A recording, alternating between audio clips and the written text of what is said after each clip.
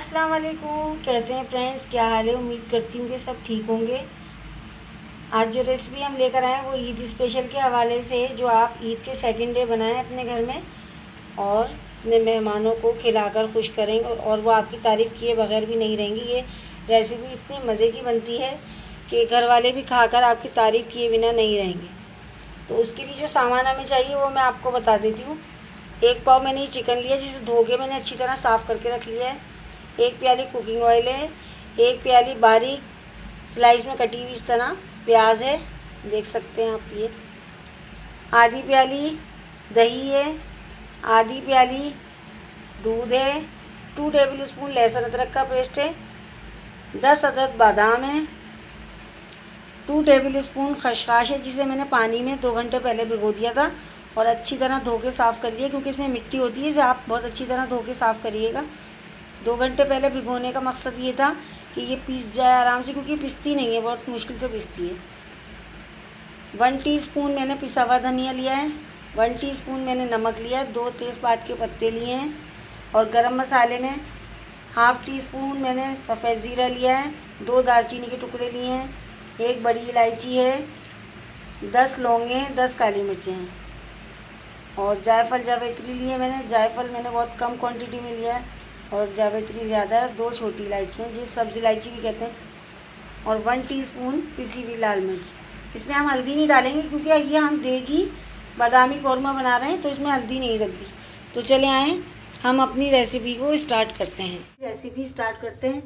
मैंने एक पैन चूल्हे पर रख दिया है, गैस ऑन कर दी है और अब मैं उसमें कुकिंग ऑयल डालूँगी। बिस्मिल्लाहिर्रहमानिर्रहीम।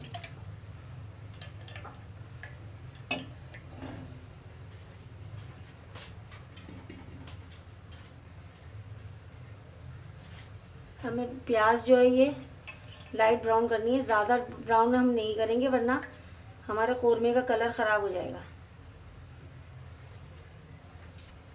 अब मैं इसमें ये प्याज डाल दूँगी जो मैंने काट के रखी थी।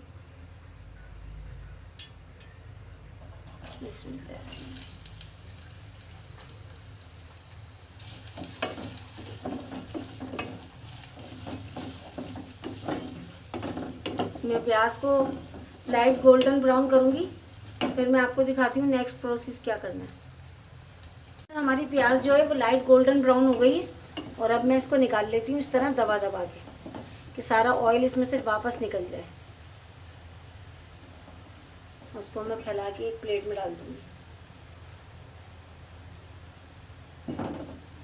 जितनी भी प्याज है ना, मैं इसको सबको निकाल लूँगी इस तरह। आप देख रहे हैं मैं किस तरह चमचे से प्रेस करके इसको स्पून से दबा के अच्छी तरह, कि ये सारा ऑयल वापस पतीली में चला जाए। और ये जो बची हुई है इसको भी मैं बिल्कुल साफ़ कर दूँगी। देखिए मैंने बिल्कुल प्याज निकाल ली इसमें से और अब इसमें मैं ये अपने गरम मसाला जो मैंने आपको दिखाया था, ये गरम मसाला मैं सारा डाल दूँगी।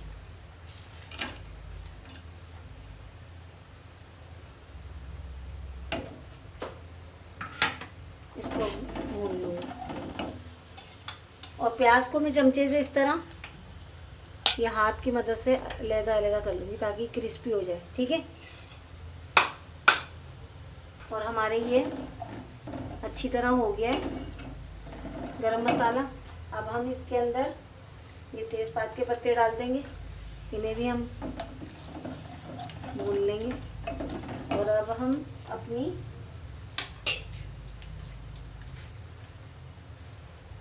लहसुन अदरक का पेस्ट डालेंगे।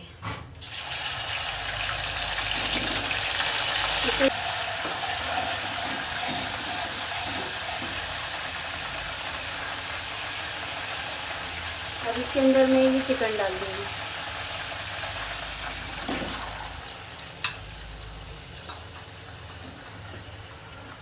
तो उसको मैं अच्छी तरह भून लूँगी। लो टू मीडियम फ्लेम मैंने की है गैस की, और मैं इसे जब तक करूँगी जब तक कि ये चिकन का कलर चेंज नहीं हो जाता। आप देखिए हमारी जो चिकन है इसका कलर चेंज हो जाएगा।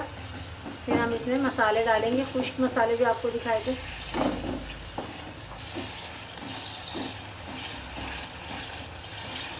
अब मैं अपने ये मसाले डाल रही हूँ इसमें। ये मैंने मसाले डाल दिए।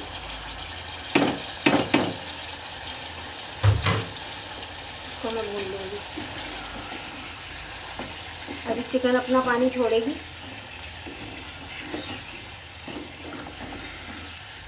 आप देखें अभी मैंने इसमें कोई पानी वानी नहीं डाला है। और जो दही मैंने आपको दिखाया था वो दही भी अपने इसमें डाल देंगे। अब दही को इसके अंदर अच्छी तरह मिक्स करके, आप देखें कलर कितना शानदार आ रहा है और खुशबू बहुत लाजवाब। अब ये दही भी अपना पानी छोड़ेगा, चिकन भी अपना पानी छोड़ेगा, तो मैं इसको 5 मिनट के लिए कवर करके रख रही हूँ। 5 मिनट बाद में आपको दिखाती हूँ नेक्स्ट प्रोसेस क्या करना है।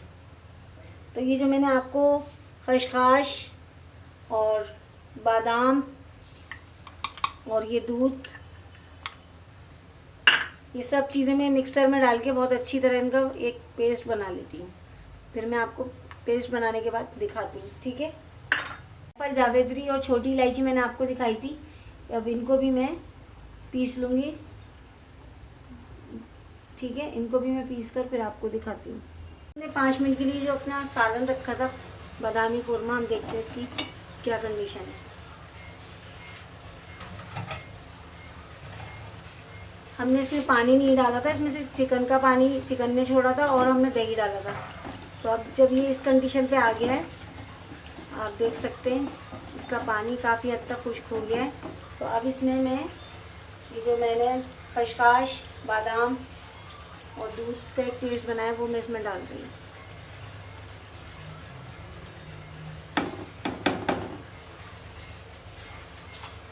अब मैं गैस को लो टू मीडियम कर दूँगी फ्लेम।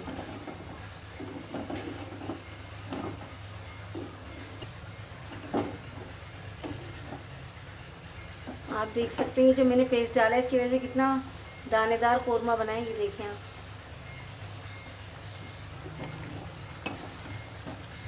और जो प्याज मैंने आपको दिखाई थी वो क्रिस्पी हो गई। अब इसको मैं ग्राइंडर में नहीं पीसूँगी, बल्कि मैं इसको हाथ की मदद से तोड़ के और बारीक बारीक करके इसको इसमें डालूंगी।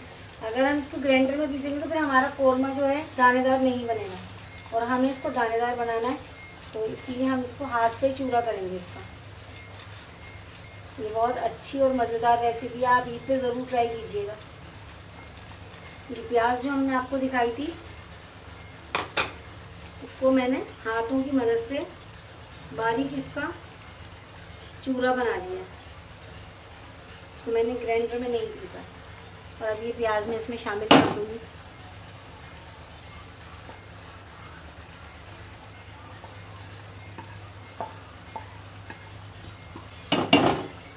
इसको मैं अच्छी तरह से मिक्स कर दूँगी और इसको मैं जब तक भूनूंगी जब तक ये पूरा मसाला अच्छी तरह खुश्क ना हो जाए।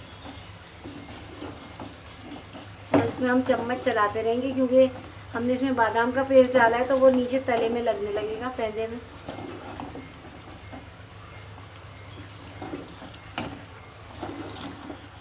आप देखिए इसका कलर कितना अच्छा है और उसकी खुशबू भी बहुत लाजवाब आ रही है।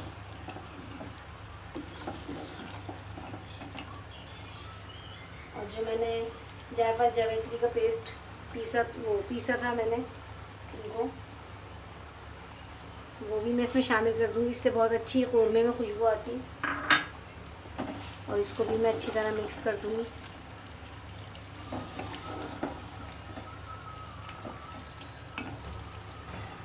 और अब इसके अंदर मैं 1 कप पानी डाल दूँगी और उसे गैस की फ्लेम लो टू मीडियम करके इसको रख दूँगी दम पे।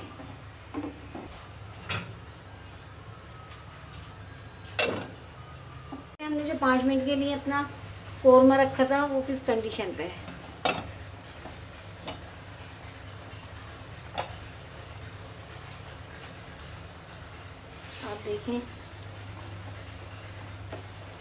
ये चिकन हमारी बहुत अच्छी तरह से गल गई है।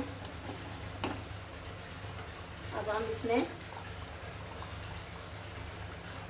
2 से 3 ड्रॉप केवड़े के डाल रहे हैं खुशबू के लिए। इससे हमारे कोरमे में और अच्छी खुशबू आएगी।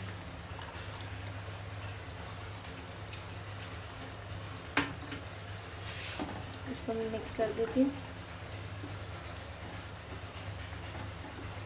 ये बिल्कुल रेडी है। अब मैं आपको इसको डिश आउट करके दिखा देती हूँ। जैसे मैंने डिश आउट कर दिया है और हमारा चिकन बादामी दानेदार कोरमा बिल्कुल रेडी है। आप इस डिश को ट्राई ज़रूर कीजिएगा ईद पे, ईद के सेकंड डे।